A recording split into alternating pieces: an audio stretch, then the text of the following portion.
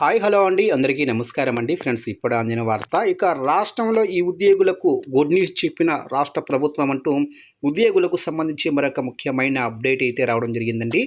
అయితే ఇందుకు సంబంధించిన పూర్తి వివరాలు అయితే మన వీడియోలో తెలుసుకుందామండి. ఆ గుడ్ న్యూస్ ఏంటి అనేది వీడియో మాత్రం పూర్తి వరకు చూడండి ఫ్రెండ్స్, అప్పుడే మనకి పూర్తి సమాచారం అయితే తెలుస్తుంది.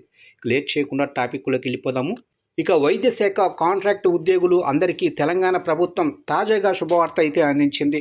రాష్ట్ర వైద్య ఆరోగ్య శాఖ పరిధిలోనే డైరెక్టర్ ఆఫ్ మెడికల్ ఎడ్యుకేషన్ కింద సేవలందిస్తున్న 16,871 మంది సిబ్బంది గడువును మరో 12 నెలలు పెంచారు.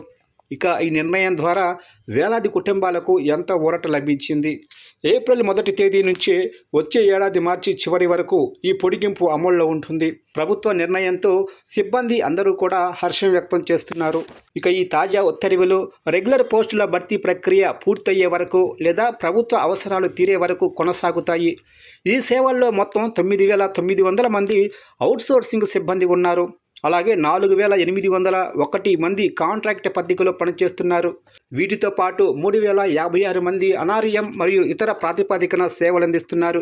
అందరికీ ఒకేసారి ఈ వెసులుబాటు కల్పించటం చాలా ముఖ్యమైన పరిణామం. ఇక ప్రభుత్వం తీసుకున్న ఈ సకాల నిర్ణయం వల్ల ఉద్యోగులకు ఉద్యోగ భద్రత లభించినట్లయింది. క్షేత్రస్థాయిలో వైద్య సేవలందిస్తున్న సిబ్బందికి ఇది పెద్ద మానసిక ధైర్యం ఇస్తుంది.